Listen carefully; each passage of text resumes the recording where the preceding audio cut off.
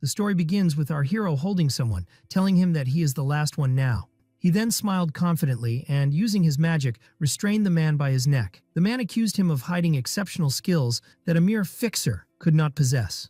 The hero began to question him about the grimoire, a powerful magic book, pointing out that the Deculin family would not mobilize all these forces just to chase a single stray dog, describing the family members as scum, who multiply and spread like rabid dogs. The man admitted he didn't know how to use the grimoire, but the hero deduced from their relentless pursuit of him over this distance that the book must possess great value. The man demanded he hand over the grimoire immediately. In return, he offered to intercede for him to return to his work as a fixer, even using the demeaning term hunting dog. The hero scoffed at this offer, sarcastically wondering what authority a mere manager of fixers could have to make such promises.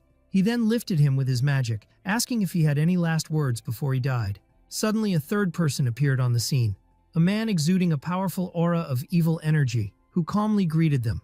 This newcomer revealed his identity, announcing he was Baharan von Deculan, the head of the ruling magical family of the eastern continent, the Deculan.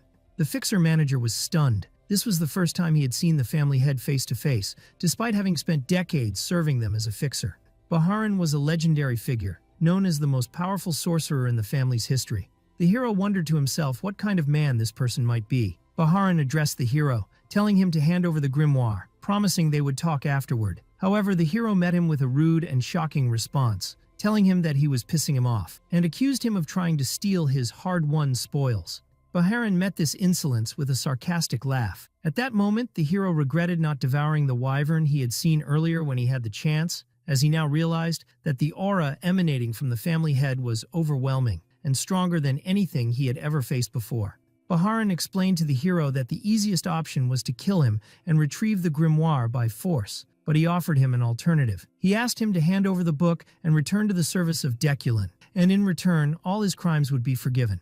Baharan praised the hero's combat talent, admitting he regretted not realizing this talent sooner.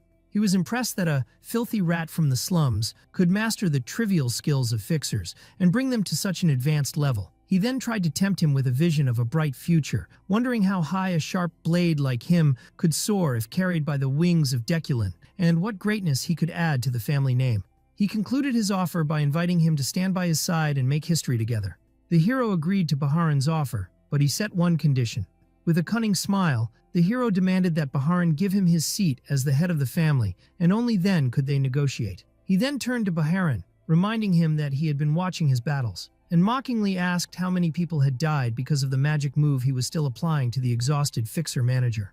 This challenge angered Baharan, who warned the hero that this was the way he chose to play, and that this choice could lead to his death. The hero acknowledged that this was absolutely true, but he responded with an even greater challenge, inviting Baharan to measure the gap in power between them himself. Baharan accepted the challenge, declaring that he would discipline him first. Baharan began to launch an attack that the hero dodged with great difficulty, and before he could catch his breath, he was surprised by another magic circle that appeared suddenly before him. Realizing that this was the true power of the head of the Deculin family, a power that left no exploitable opening, Baharan reminded the hero of his previous challenge, asserting that some things do not need to be tested, like the vast chasm in power that separated them.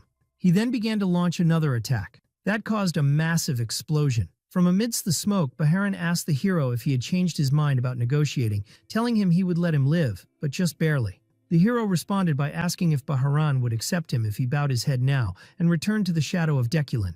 But he quickly answered his own question with a defiant shout, "No way!" The hero rose forcefully, blood covering his face, declaring he was tired of eating dog food. He unleashed an attack of blue lightning, shouting angrily and questioning who would be content to become a dog again, as a fancy collar and a big house don't change the fact of the matter. Baharan called him a fool and prepared to unleash an overwhelming power. The hero was stunned by the sight before him, as a massive storm of purple lightning filled the sky. In that moment, he realized something. He finally understood why, on that day, he had looked up at the sky and seen that wyvern soaring with absolute freedom. The reason for his gaze was his suffering and his deep desire to attain that freedom. Despite the overwhelming attack, the hero managed to stand firm. Baharan looked at him with admiration, admitting he thought the attack would kill him, and then asked if he now felt the difference in their power. Still standing, the hero acknowledged Baharan's disgusting power, Baharan asked if he was ready to talk properly now, and asked him to finish the story he couldn't finish before. The hero wondered if Baharan wanted him to go back to being a fixer again, but Baharan corrected him, explaining that he did not mean the position of a fixer. Baharan revealed his true and surprising offer, for the hero to become the head of one of the families affiliated with the Deculan family. The hero was shocked by this offer. He thought about how the Deculan family, whose authority rivaled that of the imperial power, was offering him the headship of one of its loyal families. The hero looked at the grimoire in his possession and asked Baharan if this book was his goal from the beginning. Baharan replied that the hero was still underestimating himself, insisting that his desire was for the hero himself, and that the grimoire came second. Baharan saw that the hero was starting to consider the offer, and he promised that accepting it would erase all his past sins, and only glory with the Deculan family would await him. But unexpectedly, the hero began to pour his energy into the grimoire with the intention of destroying it. Baharan asked him in shock what he was doing, to which the hero replied sarcastically that he could have it after it turned to ash. Baharan threatened the hero that he would never die peacefully, but the hero silenced him and told him to listen. The hero explained that fixers don't care about money, but he took this grimoire because it was priceless. He then revealed the dark secret behind it, wondering if Baharan knew about the fixers who were devoured by the young Deculan master using forbidden magic from this book. That scoundrel had devoured the hero's comrades, and the Deculan family covered up the crime. Baharan asked contemptuously if this was all for revenge, noting that the lives of stray dogs are cheap.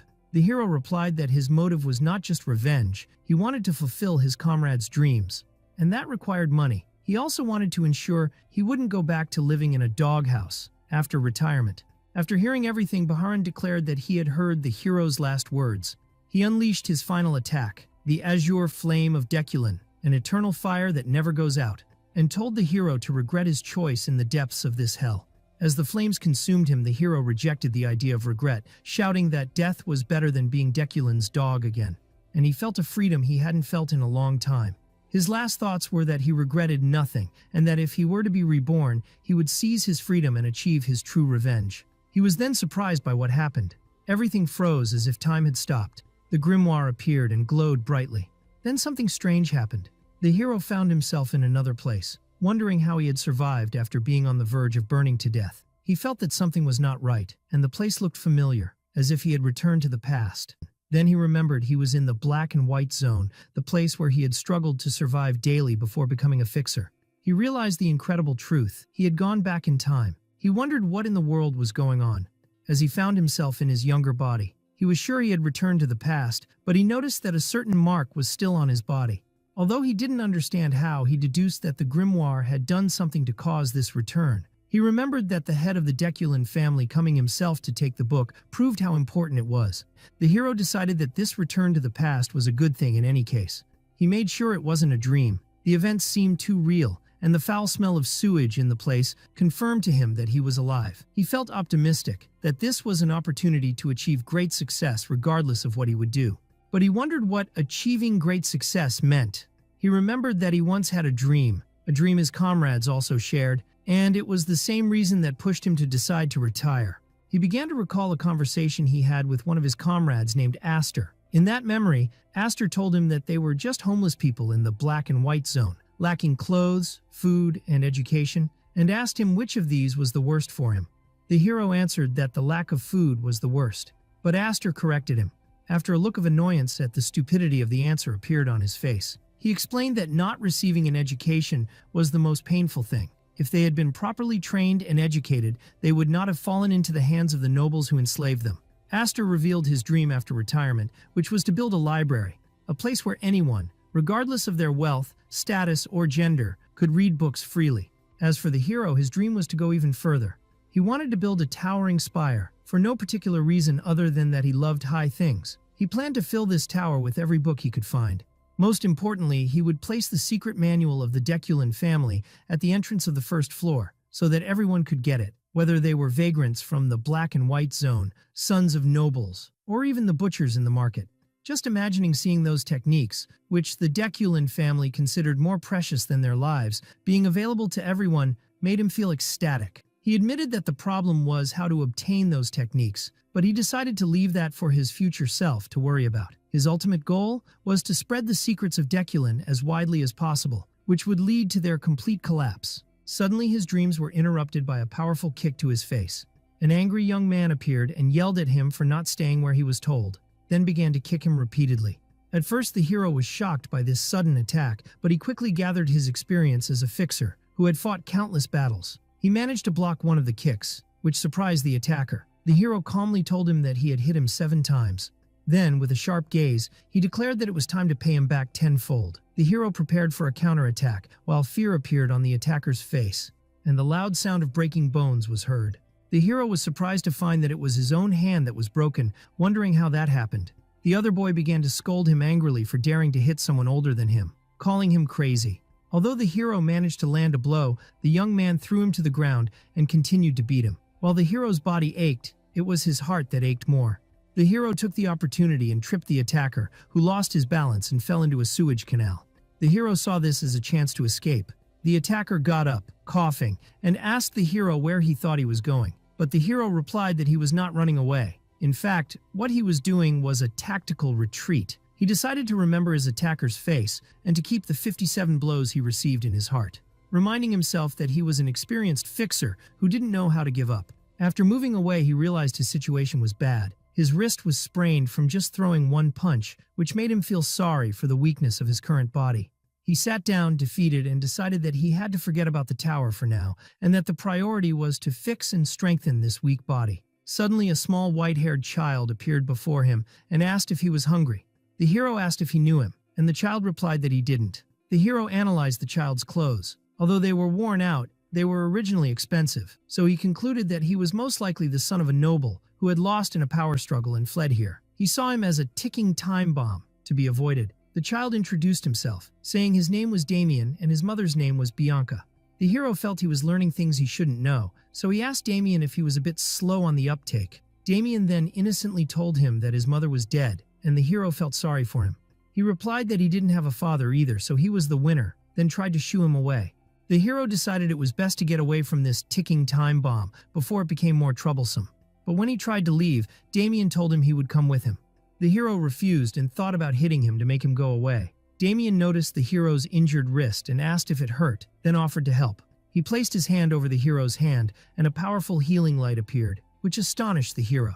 He immediately realized that this was not just an ordinary healing hand. He recognized the secret technique. It was the light of healing, a special technique of the fallen noble Blandu family, which was destroyed by the Deculin family. The hero's instincts as a professional fixer screamed. He realized he had just gotten himself into something very nasty and dangerous. He wondered why a child from the Blandu family was in this place, as their family was supposed to still be in a good position at this point in time. He repeated the name Damien in his mind, as Damien asked if he was calling him. Suddenly he remembered something. He had remembered a crucial piece of information. Someone from the Blandu lineage with different colored eyes. He recognized the identity of the child in front of him. It was the monster of Blandu, Damien von Blandu, the madman who doesn't die even if he is killed. The hero was in a state of shock that he couldn't comprehend. His memory took him back to the past, to a time before his decline, when he was still working as a fixer. He remembered a mission he was sent on by order of the Deculin family to the lands of the Blandu family. At that time, he and his comrades were grumbling, wondering why they were being called for a mission that the Blandu family should have been able to handle themselves. One of the comrades told them about rumors of a monster in the Blandu lands, a monster that was said to have killed dozens. They wondered if this monster was a ghoul or something like that. But what he saw was not a ghoul. He saw a human tearing another human to shreds. This human was Damien, who was laughing madly as he fought, continuously using the Blandu family's healing magic to keep fighting. He was a deranged butcher who wouldn't die even after death. The memory ends and the hero returns to his present, where Damien sits before him, an innocent child looking at ants with interest. The hero is still in shock, unable to reconcile the image of the brutal killer in his memory with the child in front of him. He wonders why the direct heir of the Blandu family, the only son of the Lord, is in such a miserable place. Damien interrupts his thoughts by talking about food. He tells him enthusiastically that they should eat, quoting his mother that eating well prevents illness, and concludes that the hero is sick because he doesn't eat. The hero agrees with his logic, but finds his way of speaking provocative. He asks him if he has any money. Damien pulls out a bag full of gold coins and asks if this is what he meant.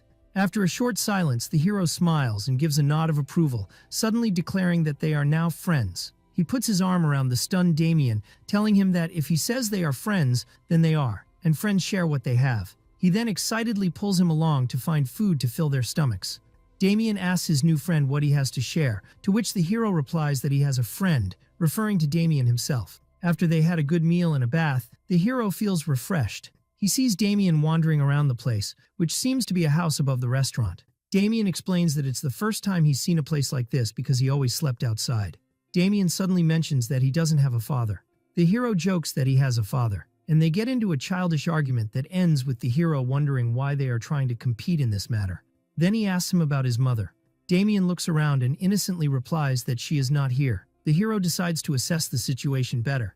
The hero asks Damien how long he has been alone. Damien thinks for a moment, and then replies that since he ran away from home, he has slept 10 times.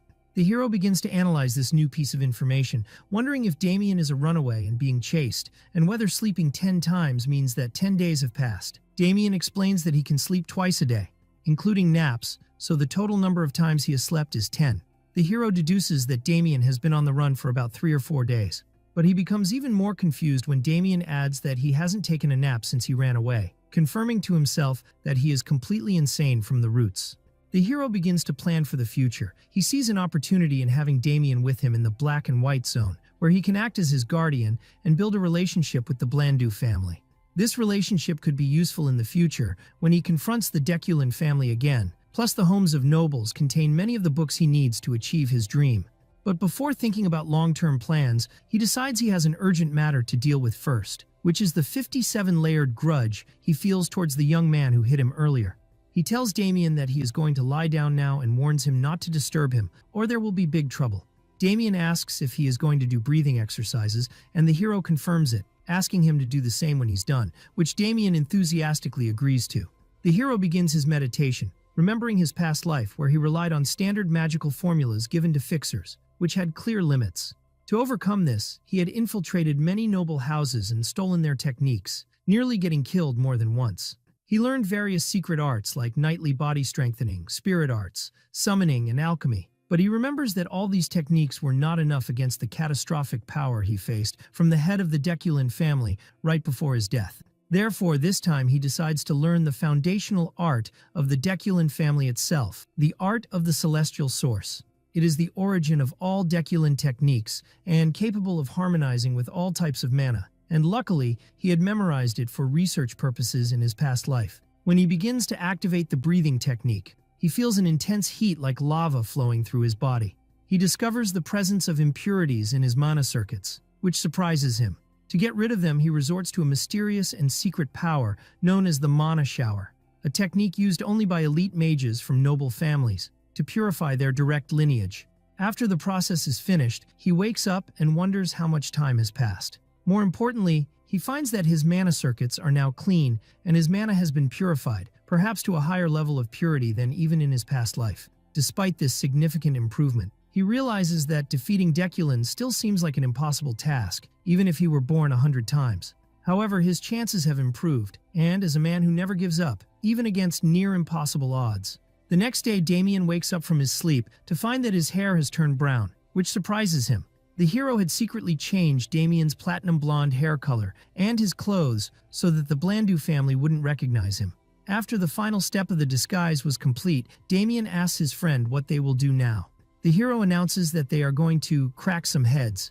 As the young man who had previously hit the hero was walking after a nap, he was surprised to see the hero again, but this time he was clean and accompanied by another child. He angrily asked him where he had been wandering and about his clean appearance, then noticed his companion Damien, who, from his clothes, seemed to have money. Suddenly, the hero delivered a powerful punch that knocked him to the ground. He then calmly told him that just remembering his face was enough, and announced that his score with him would start at 123 hits. 2 young men in the area heard a commotion and went to check it out, and a large group of youths gathered. Everyone was surprised to see the youngest and what he was doing.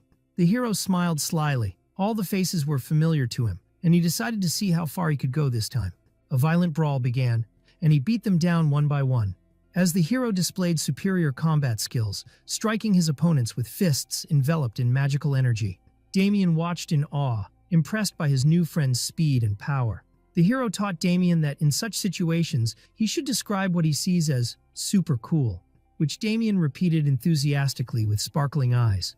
Damien approached the first young man and offered to heal his injuries. The hero then grabbed him and asked how many hits he had taken so far, picked up a wooden stick from the ground, and then spanked the boy hard on his behind with it, asking him again how many hits he had taken so far, but the terrified young man stuttered and forgot the number. Here, the hero turned to Damien, his friend, and told him it was his turn. Damien happily began to use the touch of healing on the injured young man, who was screaming from both pain and fear, begging him to stop. The hero told him that his score wasn't settled yet, and that he had to receive another 20 hits, which made the young man scream and panic even more, calling the hero and Damien devils. After the disciplinary session was over, one of the young men approached the hero respectfully and said, "Good work, sir." The hero was proud of himself. The task of distributing 2,000 hits at a rate of 100 hits per person was a new challenge even for him. The exhausted youths asked for permission to leave, and the hero allowed them to. But one of them hesitantly explained that this was their home, so they couldn't leave. The hero's expression changed, and he said this was a small problem. Faced with this veiled threat, the youths quickly said that they would be the ones to leave, and they fled from their home. As the hero watched them flee, he thought that he was now homeless, but suddenly he felt someone approaching from a distance. This person was fast and stealthy, and possessed the distinct aura of a professional fixer. The hero concluded that they were most likely being pursued. He believes the Blandu family found him faster than he expected, and worries because he has very little mana left after the fight and the purification process he underwent. He realizes his current state doesn't allow him to use spells or fight physically, but he remembers his true identity as an experienced fixer. He recalls that even in his past life, he never had an abundance of magic and always faced such difficult situations, so it's nothing new to him. He begins to gather all his remaining mana. He compresses the mana he has gathered, believing it will be enough for one attack. He knows he has only one chance to survive this situation. When the pursuer arrives, it turns out he is not an enemy, but an elderly man who calls Damien young master. The man introduces himself as Alfred, looking extremely relieved to have found Damien, expressing the great anxiety that had kept him from sleeping. Damien flatly refuses to go back, screaming that he will never return and that Alfred must kill him first, while the butler tries to calm him down and persuade him to return. The hero realizes that Damien's escape from his family was nothing more than a little boy running away from home. Alfred, the butler of the Blandu family, apologizes to the hero for the scene and formally introduces himself. The hero responds by introducing himself as Aster. Alfred notices that young Master Damien seems very fond of Aster and invites him to accompany them to the Blandu family home. The hero is suspicious of their intentions, as it's well known that noble families despise commoners, but he can't understand their true motive for this invitation. He decides to accept the invitation, as it aligns with his original plan to form a relationship with the Blandu family, who control the entrance to the city of Hazen, where the Zenith Academy and its unparalleled library are located. Since his goal is to build a great library, he sees that visiting their library will be beneficial. He accepts the invitation, considering it just a small detour on his path to achieving his dream. The hero turns to Damien and cheerfully suggests they go see if the Blandu family's food is any good. They arrive at the majestic Blandu family mansion. The hero considers this his first official visit to the Blandu mansion. Alfred tells them that it's late and they should rest, then hands them over to a maid named Lassie. When Lassie tries to lead Damien away, the child panics at her sharp gaze and starts screaming and apologizing to her.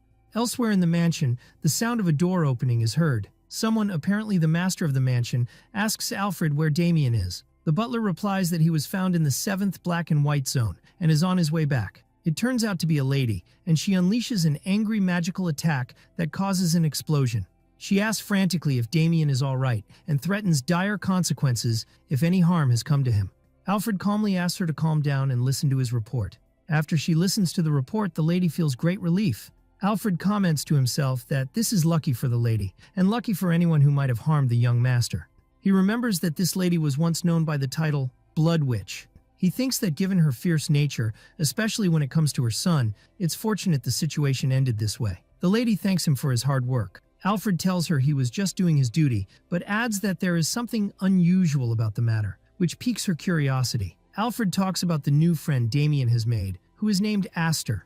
He tells the lady that Aster had sensed his presence and prepared countermeasures even before he appeared before him. He adds that when they met, Aster was holding a mana bullet, a form of compressed magic ready for an attack. The lady is impressed by this, describing Aster's talent as remarkable for a boy from the black and white zone.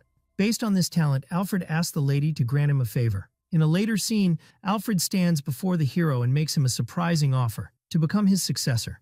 Alfred seems confident that the hero will not refuse.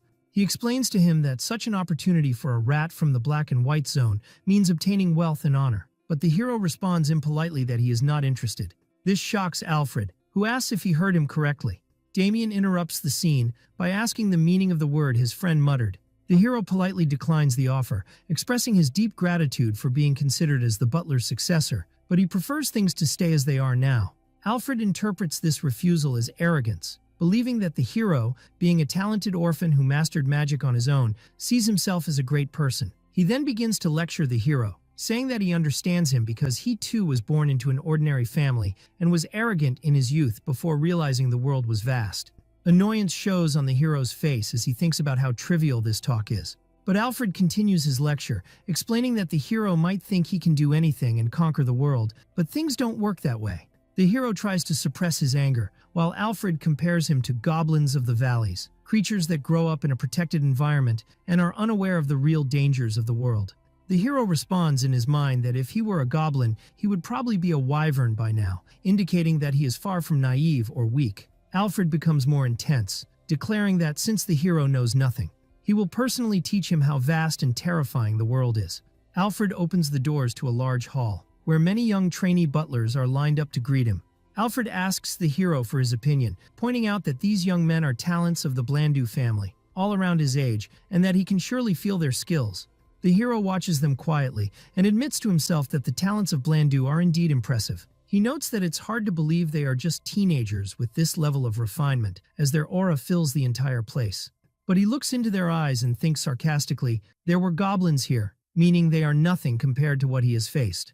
Alfred asks again if he will accept his offer, promising him that he can shine like these children, and even more so. The hero simply replies that he doesn't like to shine, which provokes Alfred. One of the trainees named Winster steps forward and addresses the head butler. Winster tells Alfred with a sarcastic smile that if this boy had truly felt anything, he would never have refused his offer. And since he refused, it means he has not yet realized the true value of the position or the talent present in the hall. Winster volunteers to give the hero a small glimpse of real magic, proposing a training duel. Alfred finds the idea arrogant, but he agrees to it. Alfred suggests that the hero have a quick duel with Winster. The hero realizes he has become a thorn in their side. He understands that they see him as just a lucky stray dog who found his way inside. The hero agrees to the duel, but asks to choose his opponents himself, which Alfred allows. The hero points to Winster and 4 other trainees. He announces that he will face all 5 of them at once, which shocks them. He scoffs at them, saying they should just die if they are scared. Alfred laughs, impressed, declaring that this is the spirit his successor should have. But he warns him that his words could be considered an insult to the Blandu family and asks if he is prepared to take responsibility, to which he confidently replies that he will. Alfred sets the terms of the duel. The hero must last for exactly 1 minute. If he succeeds, he will receive a gift. If he fails, he will be held accountable for his words. The hero realizes that being held accountable means being forced to become the next head butler and sees it as an attempt by Alfred to bind him, but he agrees to the terms. As they prepare for the duel, one of the trainers expresses his concern to Alfred that the duel might be too dangerous.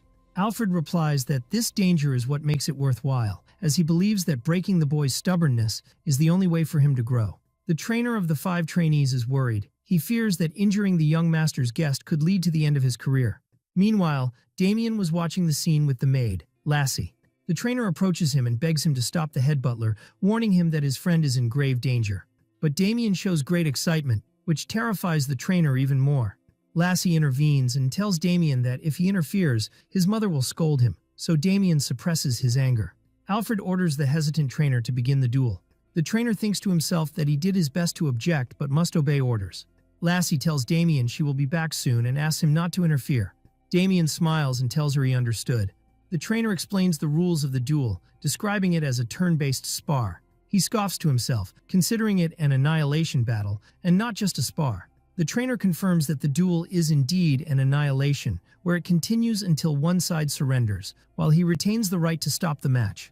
Winster mocks the hero, calling him a stray dog blinded by luck, and vows to crush him and reveal his true nature. The trainer shouts, announcing the start of the duel, and one of the opponents rushes to attack the hero. As soon as the duel begins, the hero launches his attack on Winster, landing a powerful and direct blow to his chest, leaving him in a state of shock and pain. Winster screams, not believing what happened. Meanwhile, the hero announces that it seems he will be the one giving the lessons now, holding a mana bullet in his hand and declaring that the first lesson is that the smallest peppers are the hottest. Winster recognized the technique as just a basic manipulation of mana, an ineffective technique in combat. The hero presents his second lesson, which is not to judge people hastily, then unleashes the mana bullet. The bullet explodes with immense force, sending the 5 trainees flying into the air. The hero adds that the world is wide and bitter as he delivers a direct punch to Winster. He offers the defeated trainees to teach them these lessons and tells them to study them well. Winster shouts at him, calling him a madman, claiming that what he is using is not magic. The hero uses what is known as somatic magic, a style that integrates mana with hand-to-hand combat to take down his opponents. The trainer watches the scene in complete shock at the power he is witnessing, while Alfred watches the hero crush his opponents. Alfred analyzes the hero's technique, realizing that the mana bullet he used was compressed at least 3 or 4 times. He imagines that if he had taken a direct hit from that bullet when they first met, it would have been dangerous. He admires the hero's innate control over mana. He thinks that the way the hero defeated his opponents was terrifying. Suddenly, Alfred senses the presence of Lady Bianca and is stunned. Lady Bianca arrives with Lassie, bringing hope to the trainer who believes she has come to save them. The lady asks what happened, and Alfred hesitantly replies that they were conducting a simple test. The lady looks at the chaotic state and the injured trainees on the floor and asks sarcastically if this is what he calls a test. She orders Alfred to gather the trainees and remove them from the place for now. Then she asks Damien to return to his room. She also asks the hero to return to his room, and he thinks to himself, what a shame.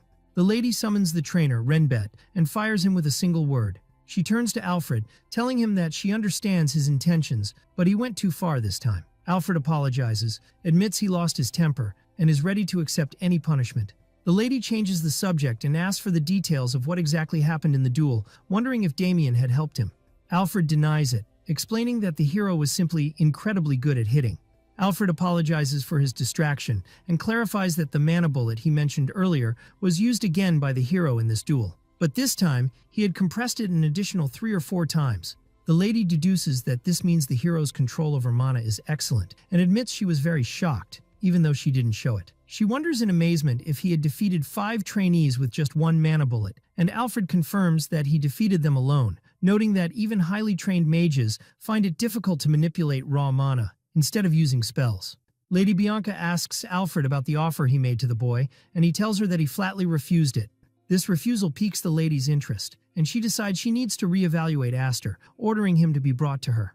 The hero is summoned to meet Lady Bianca, who welcomes him and invites him to sit, while Damien sits beside her with his mouth full of food. The hero confirms that he heard she had summoned him, and the lady agrees but tells him there is another matter first. She presents him with a box, explaining that she heard Alfred had promised him a gift. The hero remembers Alfred's promise of a gift if he lasted for a minute, but he didn't expect the lady herself to prepare it so quickly. She asks him to open the box. The hero discovers that inside the box is a high-quality elixir, a precious item that is not even given in the Blandu family, except to recruits accepted into the top 5 magical squads. The hero is suspicious, knowing that such valuable gifts always come with hidden conditions. Lady Bianca reassures him, explaining that the elixir is a reward for helping Damien in the black and white zone, and it is also an apology for the duel incident. The hero asks her directly if drinking this elixir will bind him to the Blandu family, which she firmly denies. He then asks her if it is poisoned, and she assures him it is not. He asks for a final confirmation that there are absolutely no conditions, and the lady confirms it, telling him to take it without worry. The hero thanks her and accepts the gift. The hero considers the elixir an unexpected gain, but the lady tells him she has another proposal for him, and he thinks to himself, I knew it. The lady offers him a scholarship to attend the academy with Damien. She explains that Damien was supposed to start his studies last year, but he strongly opposed it, which led them to postpone it, and she never imagined he would run away from home to avoid going to the academy.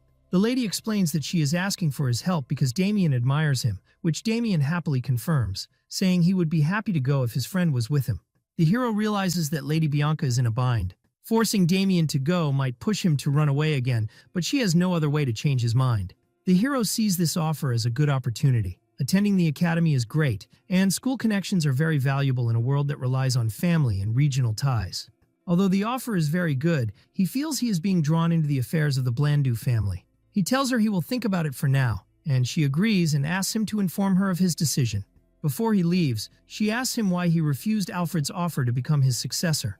The hero replies with a mysterious smile, "My knees are too precious to me," leaving the lady puzzled. Elsewhere, when Alfred hears this response, he is shocked and amazed by the boy's audacity. After obtaining the elixir, Aster sat contemplating as he absorbed its energy. Surprised by the immense increase in his mana despite having absorbed only 10% of the elixir, he wondered to himself if the reason for this effective absorption was the change that had occurred in his physical structure, turning it into the mark of fire. He noted that the absorption process was perfect. Unlike the usual process of absorbing an elixir, there was no energy loss or any lingering impurities, which made its effect stronger than he had anticipated. His thoughts then shifted to the offer he had received to join the academy. After deep consideration, he felt that his decision had already been made. He realized that there were many advantages to enrolling in the academy, the most important being that it would make it easier for him to find a sponsor to support him.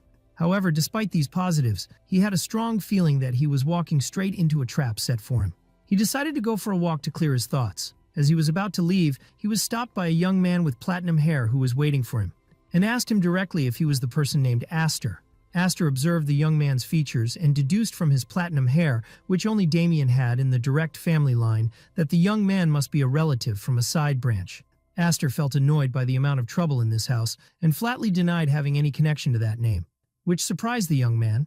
The young man continued his sarcastic remarks, commenting on Aster's dull, dark gray hair and his uncomfortable gaze, then added mockingly that all these traits resembled him perfectly, which angered Aster. Aster calmly replied that hair color can vary greatly depending on the lighting.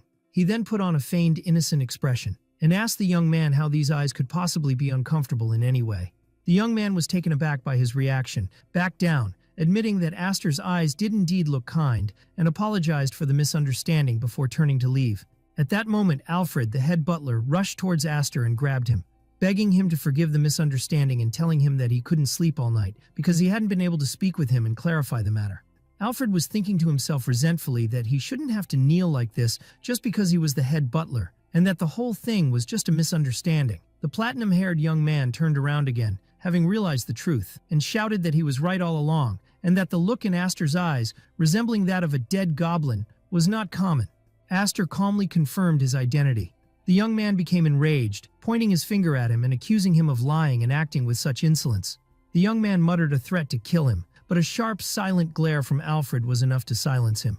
The young man retracted his threat and told Aster he would overlook it for now. However, he demanded that Aster come to the magic hall later so he could correct his bad behavior, to which Aster nonchalantly agreed. After the young man left, muttering threats, Alfred asked Aster if anything was wrong. Aster replied with a smile that there was nothing to worry about, thinking to himself that this situation came at the perfect time, because he wasn't in a good mood anyway.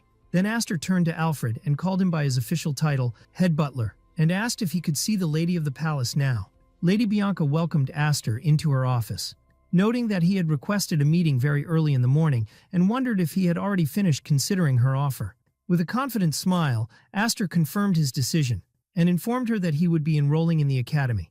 Lady Bianca expressed her surprise at how quickly he had made his decision, but she was pleased, telling him that they should begin preparations as soon as possible. She told him to make himself comfortable in the meantime, and Aster thanked her for her hospitality and left the office. After Aster left, Alfred entered the office.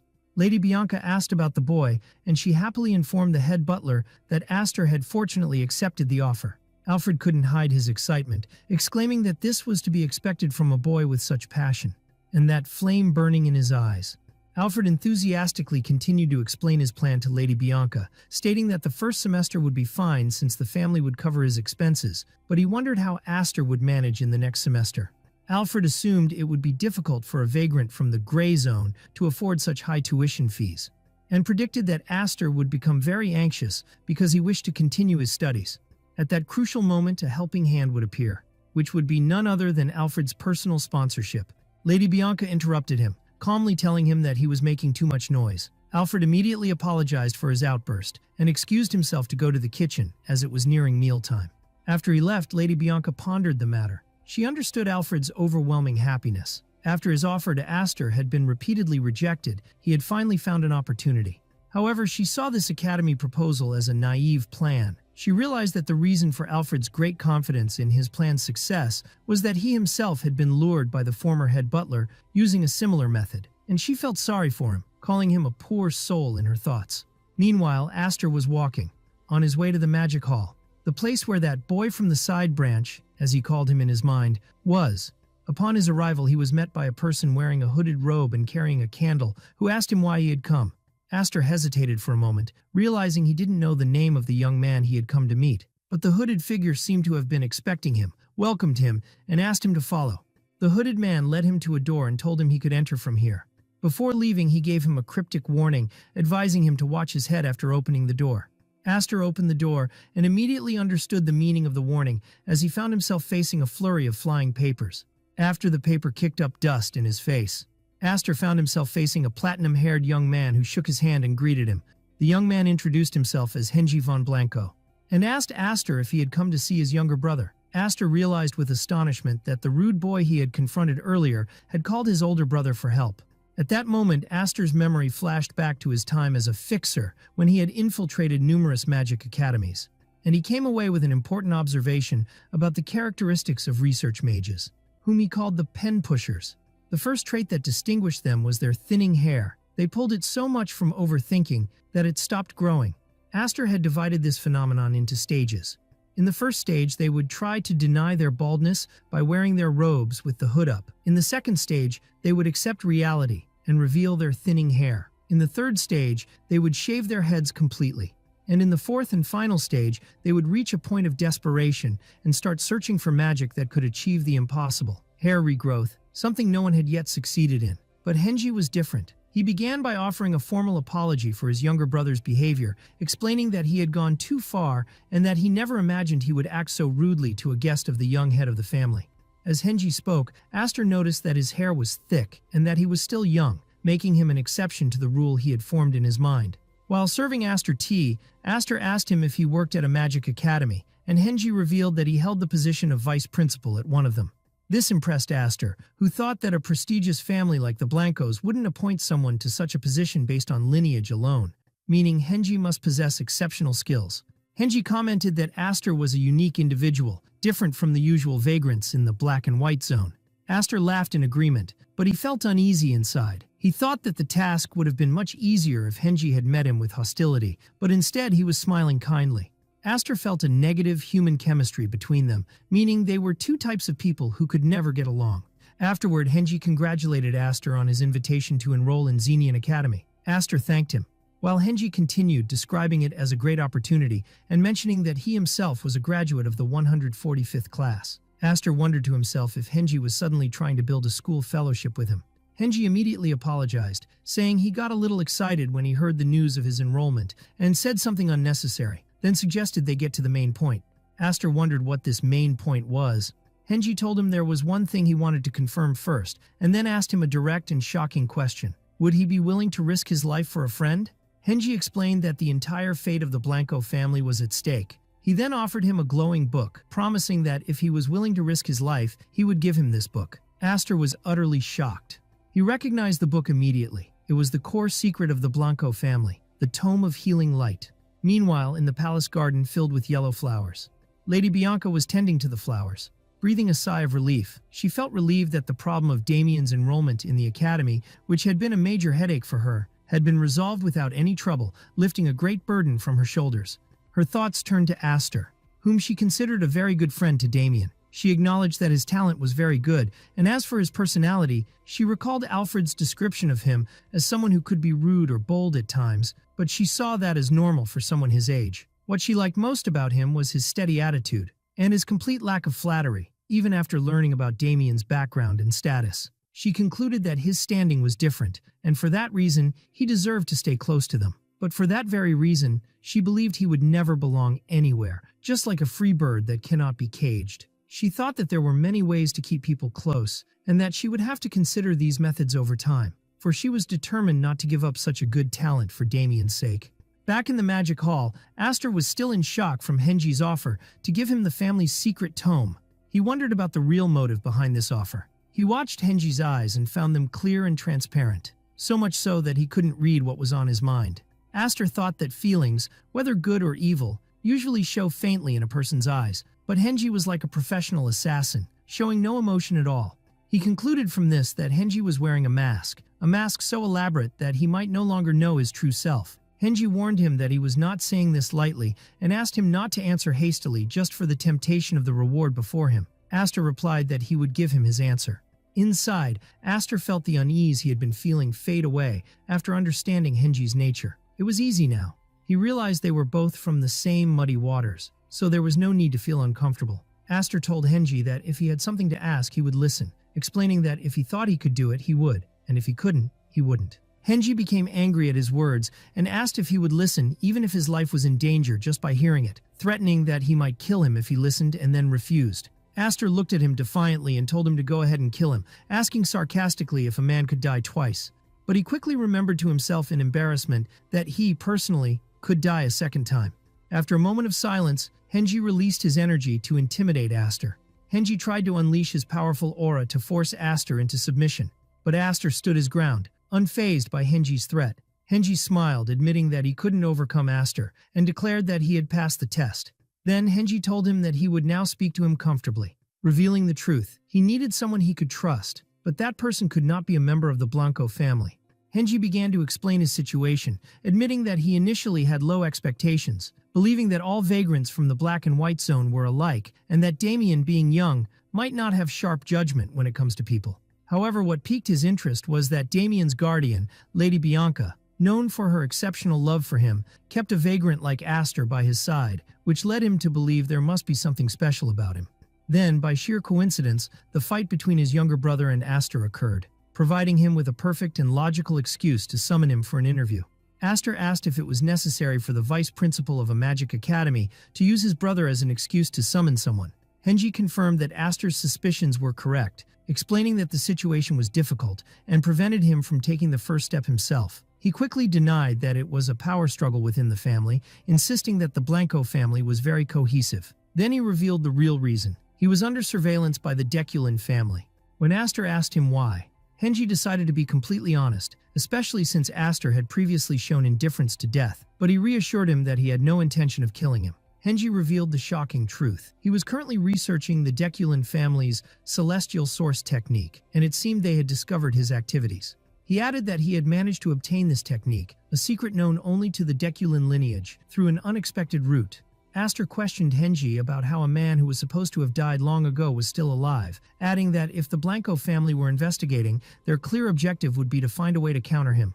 Henji commented that the Deculin family was somewhat irrational. If he were only researching a countermeasure to their technique, they would have tried to kill him anyway, despite him being a vice principal. But he explained that it went beyond that. Initially, he only intended to look for a weakness, but he saw something else. He found in the celestial source technique, which is the origin of all the Deculin family's secrets, a way to improve and develop this perfect secret itself, and he couldn't stop this research. He expressed his confidence that Aster, as someone interested in magic, would understand his feelings. Aster was stunned, realizing to himself that Henji wasn't just a little crazy, but absolutely and completely insane. How dare he conduct such research within his family's territory? Suddenly, Aster connected this revelation with events from his past life. The timing matched perfectly. The real reason the Deculin family secretly crushed the Blanco family was Henji's research into the new celestial source technique. That's why Baran risked the Deculin family's survival to eliminate the Blancos, because he saw from the beginning the immense potential in this enhanced technique,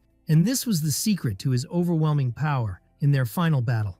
Henji noticed Aster's silence and asked if he regretted listening, admitting that the scale of the matter might be a bit overwhelming. Aster ignored that and returned to the original question. Why did Henji specifically seek him out?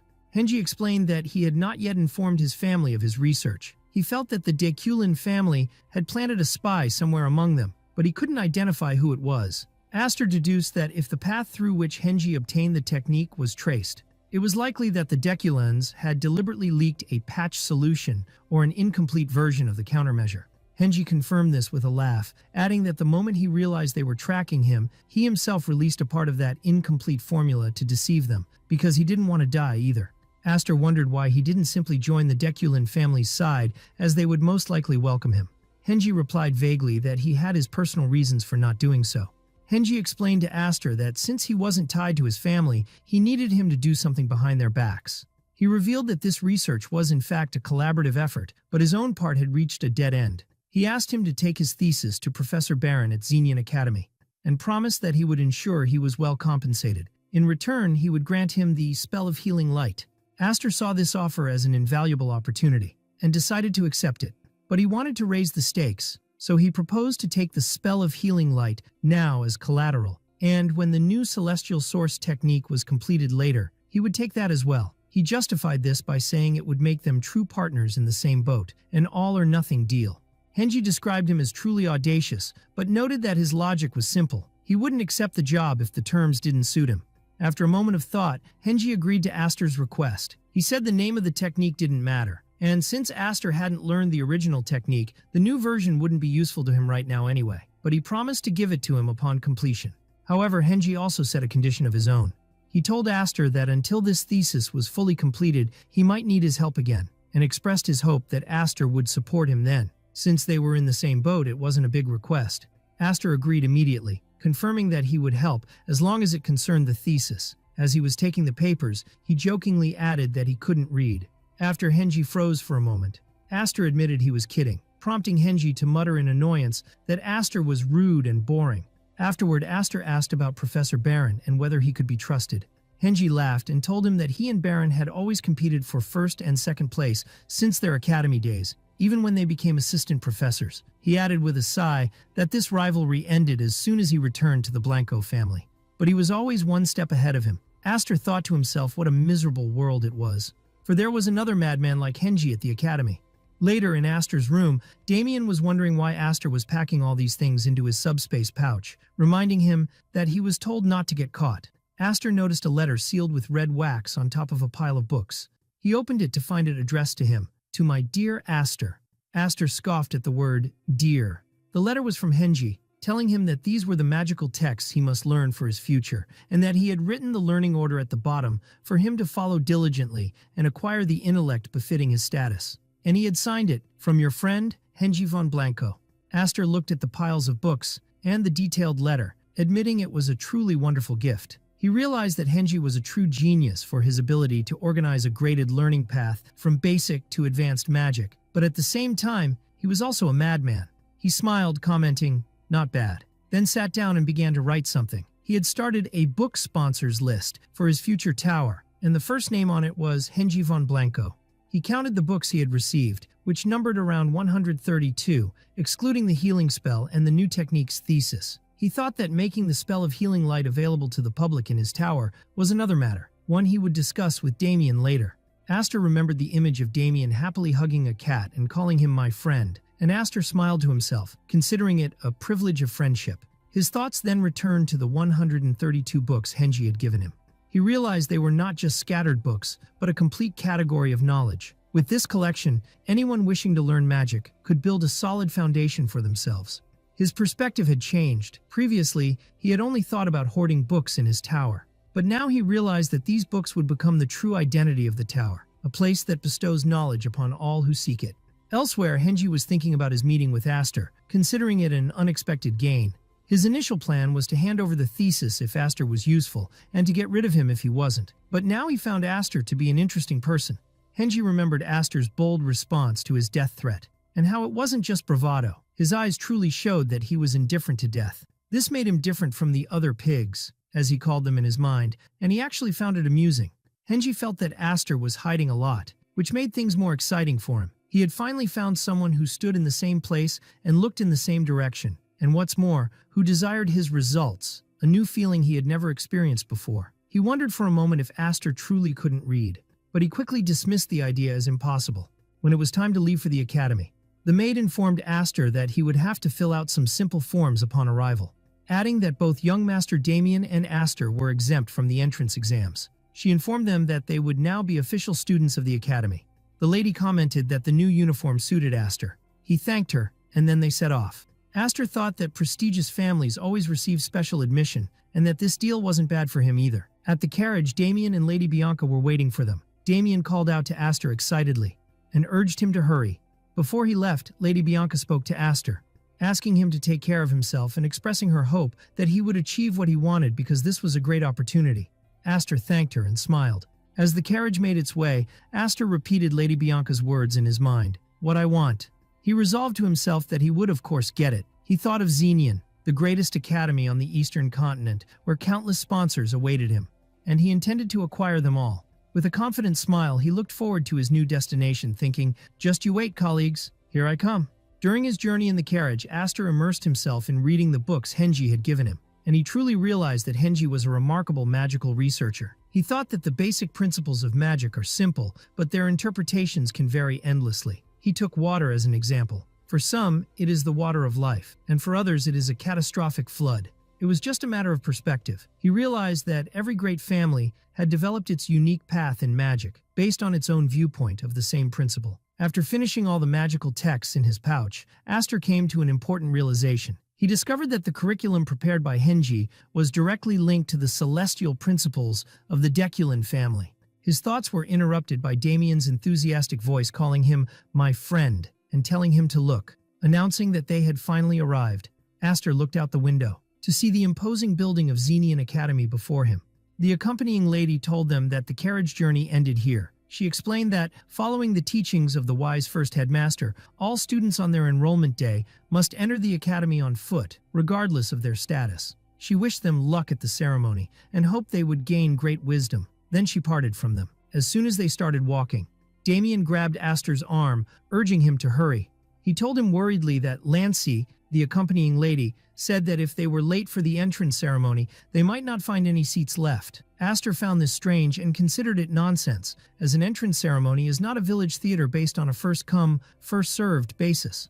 But he then realized that Lancy probably said that as bait to keep Damien from slacking off, so he decided to let it go this time. When they entered the large hall, they found it crowded with students. Damien expressed his admiration for the large number of people, and said that Lancy was right, and if they had been any later, they wouldn't have found seats. Astor denied this in his mind, as he pulled out a small piece of paper to see their assigned seat numbers, Class M3, seats 11 and 12. But Damien pointed to some empty seats and asked if they could sit there, afraid they wouldn't get any seats at all. But Astor told him to wait a bit. Then Astor wondered in surprise, is this the same person who didn't even want to come to the academy? And why is he so excited now? As Damien was heading to sit down, he accidentally bumped into another student, with long gray hair who looked extremely annoyed. The large man asked Damien angrily, "What's the matter?" Astor rushed to help Damien up and asked if he was okay. Damien cheerfully replied from the floor that he was perfectly fine and wasn't hurt. He then apologized to the student he had bumped into, saying that he wasn't looking where he was going properly. As Astor and Damien were about to leave, the gray-haired student stopped them with a sharp voice. He turned angrily and asked Damien what had gotten on his clothes. "Saliva," Astor replied calmly. From the man's aura, Astor deduced that he must be from a noble family, and he figured that in such a situation, Damien would take the initiative to apologize and try to clean the man's clothes himself. Indeed, Damien began wiping the man's clothes, apologizing and enthusiastically shouting that he would clean them and make them shine brighter than before, which only angered the man more. Astor realized a fight was now inevitable. The man lost his temper and threw a punch at Damien, yelling at him to get out of his sight, "You fool." But before he could do anything else, Astor intervened and grabbed his fist tightly. Astor told his classmate that he thought he was making a mistake and suggested he stop right there. The noble student angrily asked him who he was. Astor stood up for Damien and announced clearly that he was his friend. The student commented sarcastically that he saw a loyal friend in him, noting that few would take a beating for a friend, but he warned him that he would regret his choice this day. Astor sighed, thinking that his plan to make friends with his classmates on the first day had failed. He cracked his knuckles and decided to forget about friendship for now. It seemed his opponent preferred to settle things with his fists rather than words. The commotion attracted the attention of other students who gathered around, wondering what was happening. Someone recognized the larger young man and said he looked like he was from the Dolanvi family lineage, but they didn't recognize the others. The onlookers began to wonder who would win, with most favoring Dolanvi, as they had heard that a new student from their family this year was supposed to be amazing.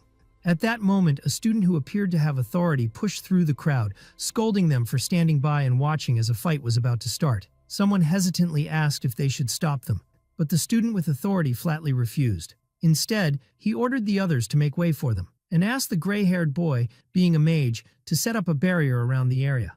The situation turned into a spectacle, and students began placing bets on the winner, with many cheering for Hexter, the name of the student from the Delanvey family. Astor watched the scene with a slight smile. Hexter stepped forward and introduced himself as the second son of the proud Dolanvi family, and asked for Astor's name.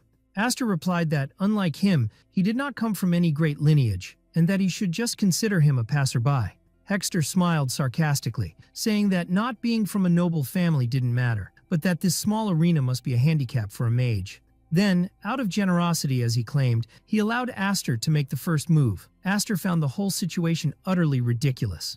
Astor mocked Hexter, saying that for someone who hates talking, he sure has a long tongue, and then asked if he was scared. This comment enraged Hexter and drove him to attack, beginning a fierce battle where Hexter threw a powerful punch at him. Astor wanted to add another observation, pointing out that there were two strong people, not just Hexter. Hexter was confident in his ability to withstand any magic student's punch, but he was shocked by the weight of Astor's punch when it hit him, wondering how his fist could be so powerful, and called Astor a scoundrel.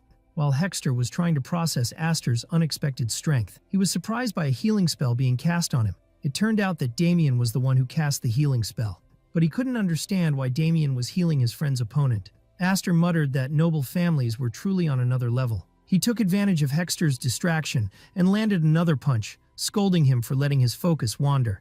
Hexter found himself in a surreal situation.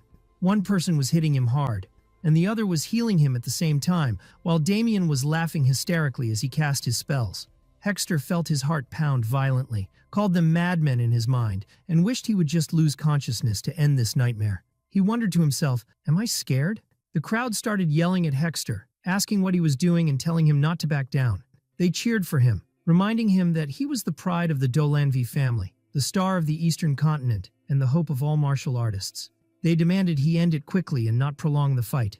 Faced with these insults, Hexter exploded with rage, screaming how a mere mage dared to look down on him with such contempt, and threw a punch at Astor, but the other dodged it. He gathered all his energy and unleashed his strongest attack, launching an assault that caused a deafening explosion. The crowd finally cheered, declaring that this was the Hexter they knew. Hexter felt his punch hit its target directly, but he wondered in confusion, why did the blow feel so light? And in a shocking moment, he saw Astor flying through the air. Astor landed skillfully on the ground, then slowly got up, dusting off his clothes. Hexter let out a furious scream of frustration. Astor watched him calmly as he lunged at him again, thinking about the situation. He had noticed that Damien kept healing Hexter, and he realized that to end this fight, he would need a single knockout blow to render him unconscious. Astor decided to use a special technique he had developed with his comrades in his past life. This technique relies on drawing energy from the collision of mana particles. It is neither a martial art nor magic in the traditional sense, but a pure technique born from the very properties of mana itself. He called this style the collision style. Astor unleashed his attack, which created a powerful flash of blue light. The spectators were shocked by the intensity of the scene, wondering in amazement what they were seeing. The thick dust from the attack obscured the outcome of the battle. The spectators stood in eager anticipation of the final result. Astor raised his hands, declaring his victory, then shouted, "Cheers!" Astor asked the spectators to raise their voices louder, and their response came in successive cheers, excited reactions, and a roar that filled the place, expressing their astonishment at this violent and thrilling fight. Those who had bet on Astor celebrated their unexpected win. Damien ran towards Astor, shouting excitedly, "We did it!" To which Astor calmly replied, "Yes." Astor looked at the jubilant crowd and thought that they should stop acting so naive. Meanwhile, a nobleman and his companion were watching the scene with disgust, describing a magic student fighting in such a way as extremely vulgar. Suddenly, an angry man who appeared to be an academy official pushed his way through the students, yelling and demanding that they move away. He asked with intense anger who dared to start a fight on the first day of the entrance ceremony, and threatened to drag everyone away if they didn't move immediately. Astor thought that he had caused a big scene, but he wasn't worried. After all, he was a fixer with many ways to escape, and everyone had enjoyed themselves. But before he could do anything, Damien stepped forward, pulling Astor with him, and shouted loudly that the others were not the culprits, but they were. He pointed to himself and Astor to get the official's attention.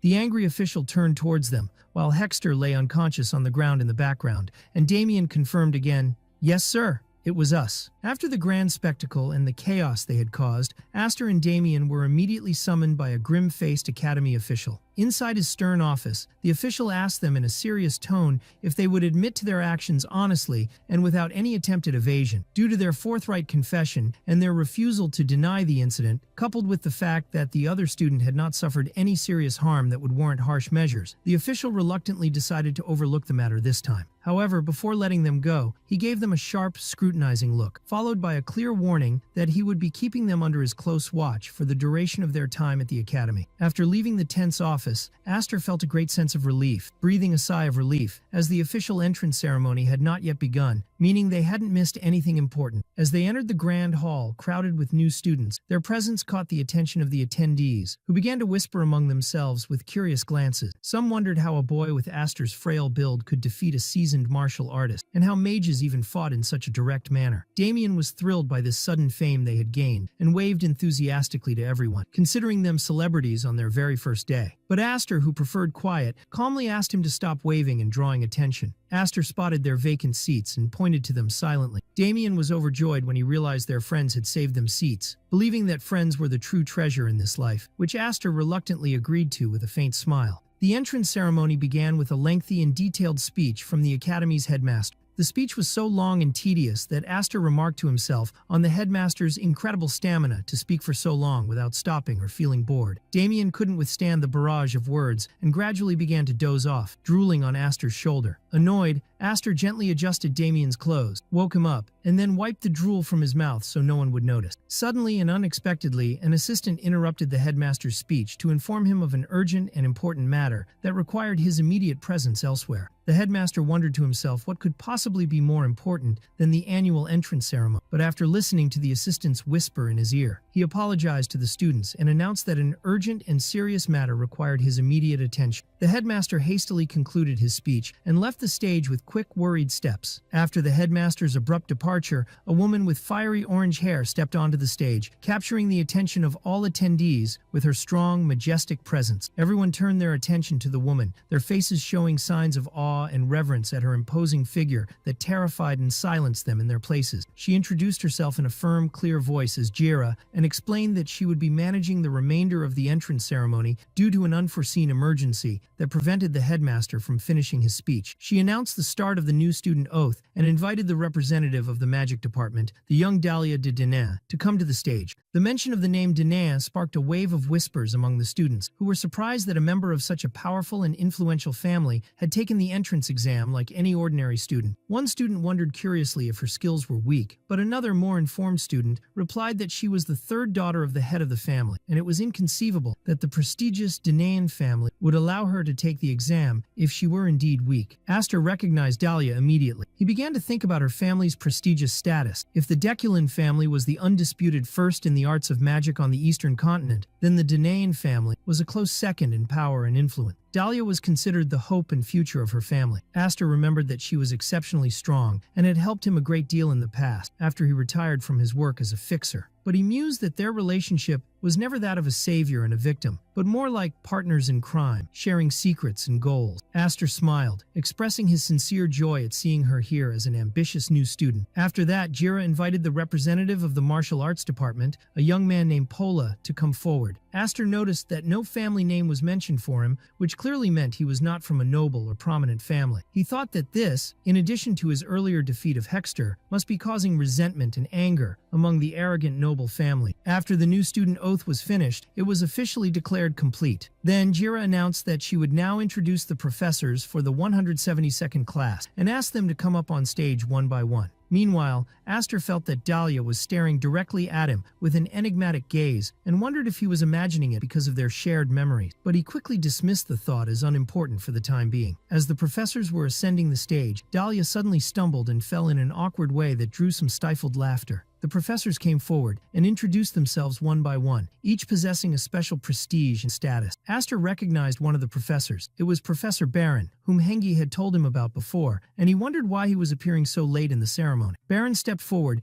and introduced himself in a deep voice, as the teacher for the Fundamental Principles of Magic course. Aster was surprised. He had expected someone who looked and acted like Hengi, but Baron seemed completely different from what he had imagined. However, he reminded himself that Hengi's social mask was extremely well crafted, so he shouldn't be quick to judge things by their outward appearance. Jira announced the end of the professor introductions, and thus the end of the entire entrance ceremony, and she asked the students to follow their designated supervisors to their student dormitory. Aster woke up Damien, who had fallen into a deep sleep again, and the latter asked in surprise if the ceremony was already over so quickly. Aster jokingly told him that he had been caught sleeping and expelled from the academy, and that he should now pack his things and go home. Damien panicked and started screaming and crying, completely believing the prank. Aster walked towards his dorm, thinking to himself how Damien could scream so dramatically over a simple little joke. He reached his room, noticing it was on the top floor with a good view. He entered the room and was impressed by its quality and organization. It was better than he had expected. He found some basic daily necessities on his desk and concluded that the academy provided the same items to all students without distinction, so that no one could reveal another's social status through their trivial belonging. He expected that everyone would be able to bring their own personal property later in the semester. Then he saw his roommate, whom he immediately knew was Pola, the representative of the martial arts department. Aster noticed that Pola did not look happy at all to see him. In fact, his face was grim. Pola told him coldly that he didn't care what Aster did in the room, but he laid down one strict rule. Neither of them was to interfere in the other's affairs, and that included talking. Starting from that moment, Pola asked in a clear, threatening tone if he understood the rule. Aster looked at him calmly, thinking to himself, "Look at this arrogant guy." Pola was annoyed by his silence and angrily asked him why he wasn't responding. At that moment, Aster thought that Pola was the top student in the martial arts department and wondered about his true strength and what was making him so tense. Suddenly, and without any warning,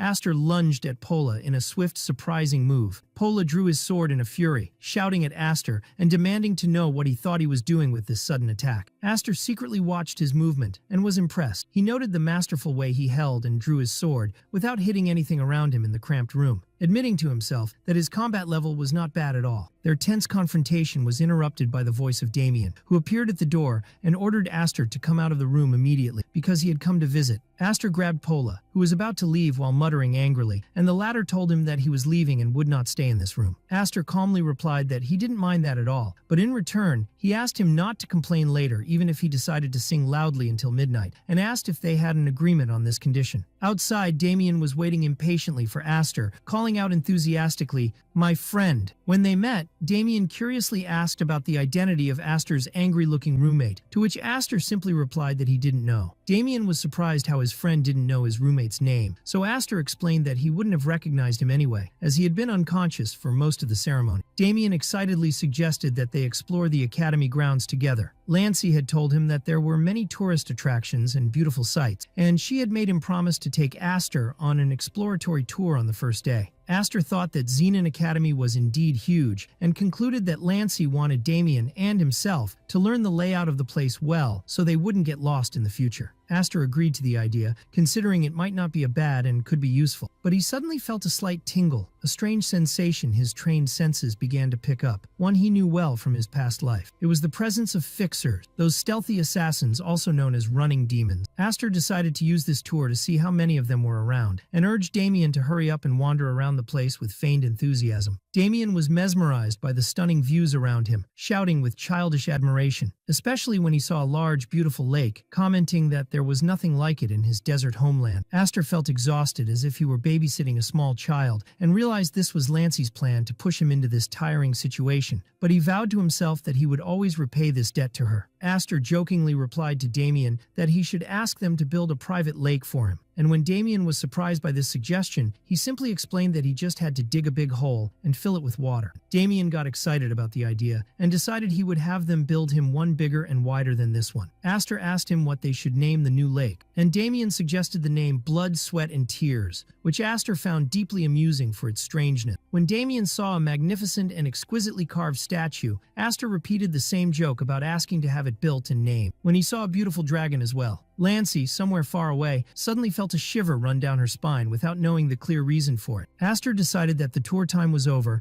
and that they should return to the dorm now. On their way back, Aster was silently counting the fixers in his mind. He had counted 7 of them so far and estimated that the total number was around 10 scattered throughout the academy. He pinpointed that their main gathering point and center of operations was the second magic hall, which was the same place where Professor Baron's laboratory was located. He confirmed to himself that their target was indeed Professor Baron. Aster deduced that the Deculin family had realized that Hengi had a partner helping him, and they were now monitoring Professor Baron as he was one of his few known acquaintances. Aster spotted one of the fixers hiding in the nearby bushes watching them. He smiled to himself, realizing they weren't watching him, but had attached themselves to their target, the professor, at the perfect and opportune moment. He looked up at the clear night sky and decided that tonight he would find out how much information they really knew about Hengi's plans. That night, under the cover of darkness, one of the fixers moved stealthily towards one of the academic buildings, and 2 masked fixers met inside the dark building. One asked the other where the rest of the team was, and he replied that they had gone ahead to the designated location. The newcomer explained that strict orders had come from high command to gather at the target's nest. When asked if he meant the primary or secondary target, he confirmed it was the secondary target. He added that they had received important intelligence that the precious item would be delivered to the secondary target at midnight tonight, and that they had managed to track the primary target,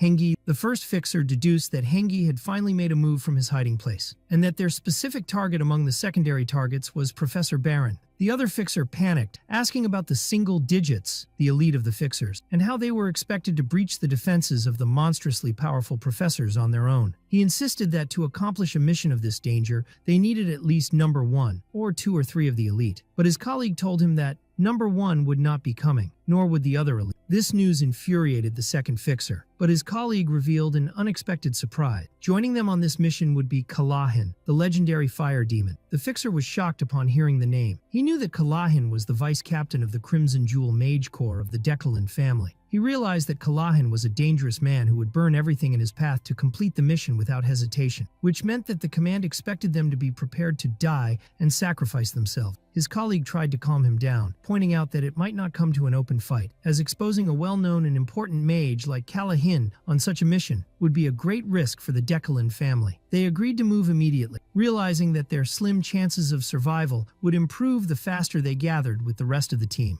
Meanwhile, Aster was watching quietly from his balcony, thinking about the important piece of information he had picked up. Midnight tonight. He remembered the name he had heard clearly, Kalahin. Aster recalled his memories of Kalahin, who had been at the peak of his power even in his previous life, after the Deculin family nearly destroyed itself in its grueling war against the Blancos. Kalahin remained loyal to the family even as it weakened and crumbled. Despite his danger now, Kalahin's true peak of power was after that devastating war, where he carved his name into the pages of history as the unstoppable fire demon of Deculin. Aster saw this as an irreplaceable opportunity. He had decided that he desperately needed to take something from Kalahin, as his flame was a secret art of the ancient Deculin arts, and the risk of facing him was definitely worth the reward. Aster realized that this was why the fixer who had been watching him suddenly retreated, and he considered it a precious catch that could not be missed. But one thing puzzled him greatly. The thesis they were looking for was with him. While they claimed it would be sent to Professor Baron, Aster was absolutely certain that his copy of the thesis was not a fake at all, and that their item could only mean this thesis, which meant there was a missing piece in the whole puzzle. Aster cleverly deduced that the thesis to be delivered tonight must be a fake and just a bait. Later that night, while Aster was pretending to be in a deep sleep, Pola began to prepare in silence, dressing in his black clothes and equipping himself with the necessary weapons for the upcoming mission. Pola glanced at Aster's bed and made sure he was completely asleep before leaving. Meanwhile, in Professor Baron's dark office,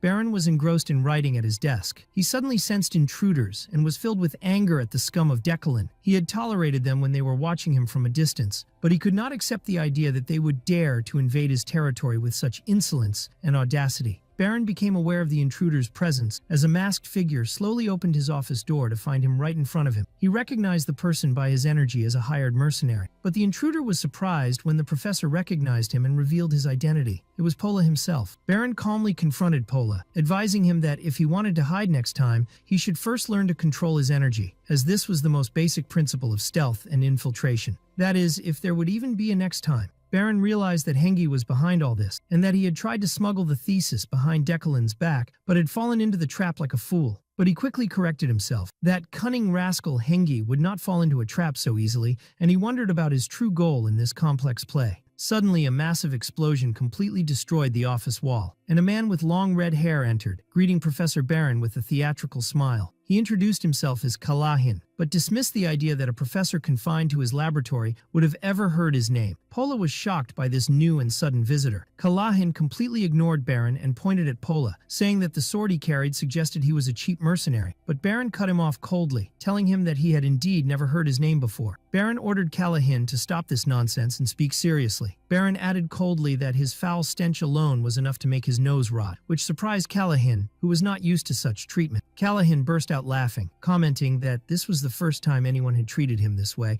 and then decided to get straight to the point. Kalahin announced seriously that that man, pointing to Pola, would die tonight. And as for the professor, he might consider leaving him with one eye and one arm as a form of mercy. A fierce battle erupted immediately, Baron standing in front of Pola to defend him, unleashing a massive wave of ice energy, which resulted in a large explosion that shook the foundations of the building. Pola was shocked by the immense power of the explosion. Baron told him that from now on, he would not see him as a student, but as a mercenary, and that he must protect his own life and rely on his skills. Pola agreed as he gripped his sword tightly, ready to fight to the death. Baron wondered to himself how no alarms had gone off in the academy after such a powerful and destructive explosion. Professor Baron concluded that the rats of Deculin must have concealed the entire area with a magical barrier to prevent the alarms from going off, and he wondered to himself if he should really trust this novice mercenary who looked nervous. On the opposite side, Kalahin noticed an envelope on the floor that reeked of the filth of the Blancos, as he described it. Kalahin saw that Baron would not peacefully hand over what he wanted, so he wondered what to do, then suggested with a wicked smile that they have some fun, and unleashed a massive fire attack that swept through the room. Baron sensed other intruder, and when he looked behind him, he saw a large group of fixers rushing towards the building they were in. The intensity of the battle escalated dramatically between Kalahin's scorching flame and the combined defensive and offensive abilities of Baron and Pola. Nearby, Aster was watching the scene from the shadows, thinking that things were finally starting to get serious. Aster put on his mask and hood, remembering the long time that had passed since he had acted not as Aster, but as Fixer Number 1. He looked at the distant explosions and decided it was time for his part in this play to begin.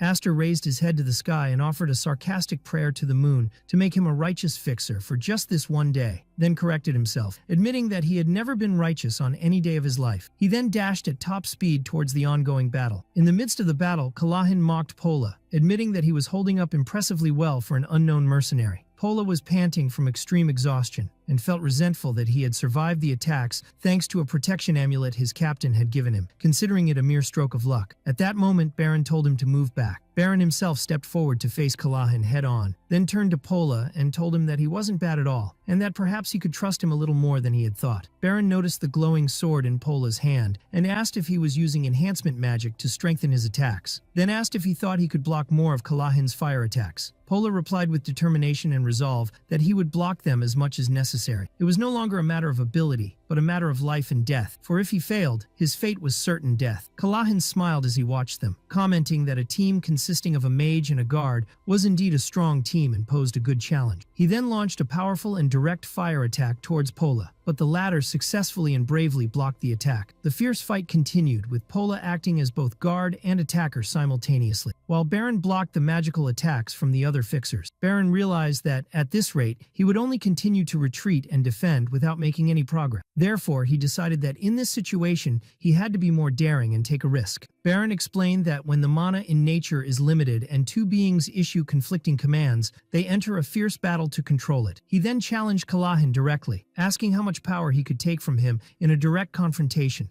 Kalahin realized that Baron wanted a direct struggle for power and magical authority, so he accepted the challenge, laughing loudly to see who was the stronger between them. Their blue and red energies collided in a massive and devastating explosion that completely destroyed the surrounding area. In the midst of this violent magical conflict, Pola was struggling to stand on his feet, cursing the situation he found himself in. He realized that both men were true monsters, and that there was no chance for him to intervene in their fight, wishing they had just fought each other from the beginning and ended it. The rest of the fixers were watching the violent magical whirlwind, commenting on how brutal and dangerous the fight was. Their leader ordered them to hold their positions and not to move, because rushing in now meant certain suicide, and he advised them to catch their breath as much as they could and wait for the right opportunity. Suddenly, one of the fixers was ambushed from the shadows. One of the fixers shouted a warning that an assassin had set a trap for them. It was Aster who pounced on him with lightning speed and headed straight for the heart of the battle, raging between Baron and Callahan. While Baron and Callahan were still engrossed in their struggle for control, Aster announced his arrival in a quiet yet terrifying voice. Both Callahan and Baron were surprised by Aster's sudden appearance out of nowhere, and Callahan was shocked and extremely angry. In an instant, Aster appeared directly in front of him and attacked without hesitation, declaring that this place would become his final grave.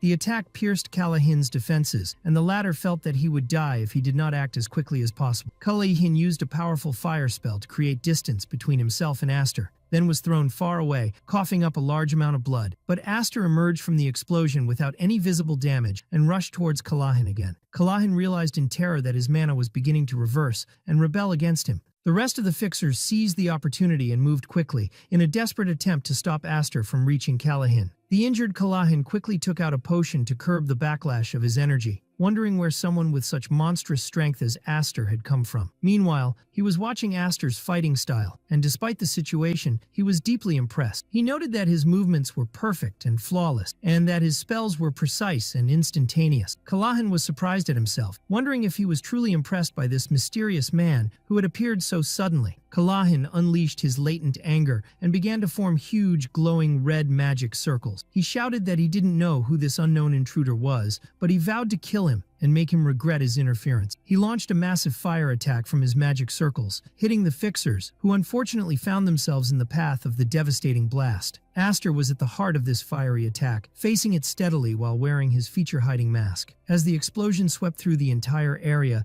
engulfing everything in scorching flames,